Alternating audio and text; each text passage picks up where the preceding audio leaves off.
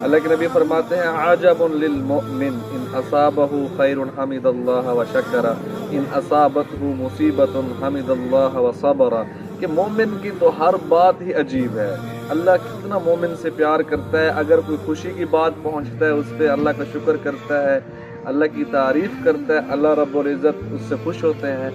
अगर उसे कोई तकलीफ़ पहुंचती है, कोई कारोबार में नुकसान हो गया, कोई और किस्म की परेशानी अगर उससे पहुंच जाती है, वो सब्र करता है और अल्लाह की तारीफ करता है, उस पर भी अल्लाह उसको अजर देता है।